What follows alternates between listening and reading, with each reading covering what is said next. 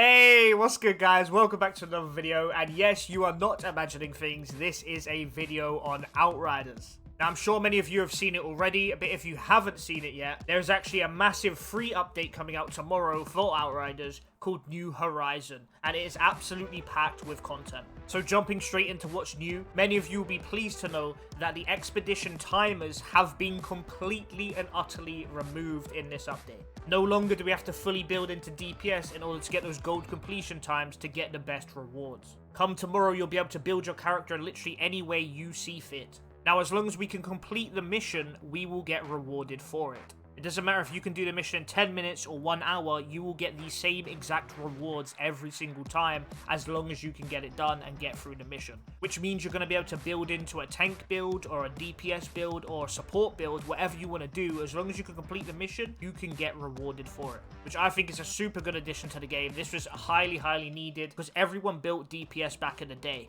But now this is going to open the game up to complete build diversity, and you can build in anything you literally want. And you'll be able to make crazy builds and still be able to get max rewards for doing it. Now that takes us into the legendary grind, guys. So what they've done with the legendary system is basically they've increased the drop rate by 100%. So now we're going to get legendaries a lot easier than we did before. If you played before, you would have noticed that no matter what difficulty you did it on or what world tier you did it on, the missions just wouldn't seem that rewarding in terms of legendary drops. Another thing that they've added into the game is an anti-duplication system, so we shouldn't get as many multiple legendaries of the same type.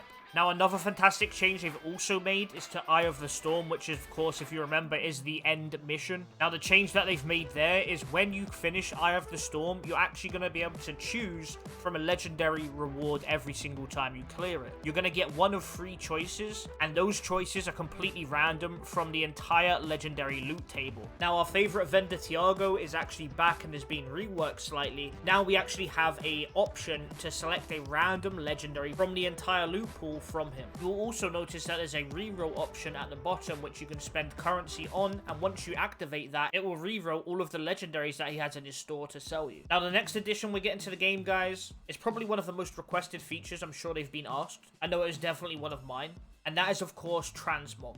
Now, pretty much how the system's going to work, we're going to get our very own wardrobe that's going to be across our entire account. So it doesn't matter what character you play on, that customization is going to carry over. Now, what's going to happen is when you pick up an item from the floor, it's going to then add that appearance to your wardrobe. From there, you'll be able to go into your wardrobe and change your helmet or your piece of gear or even your weapon to whatever appearance you would like to have. When it comes to weapons, it's also going to change not only the way your weapon looks, but also the sounds that that weapon would make.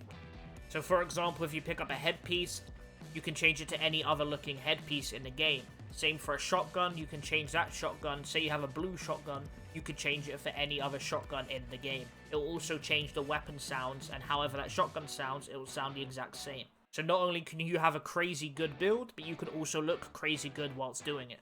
Now, I'm sure most, if not all of you, have already done every single expedition in the game, and you're probably pretty tired of them. Well, in tomorrow's update, they're actually going to be adding 4 brand new expeditions to the game.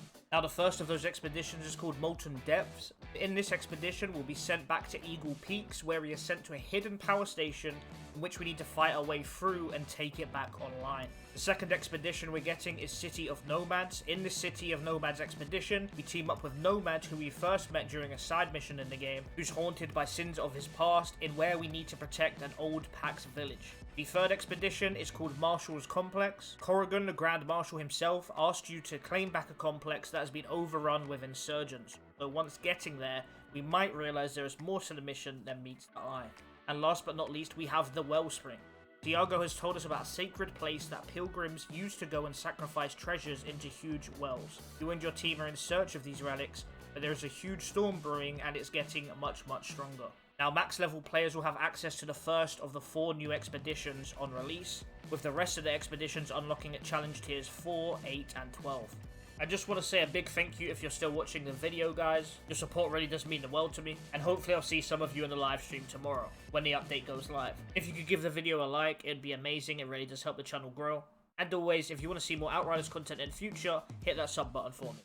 But until then, guys, thank you very much for watching the video, and I'll see you in the next one. Peace.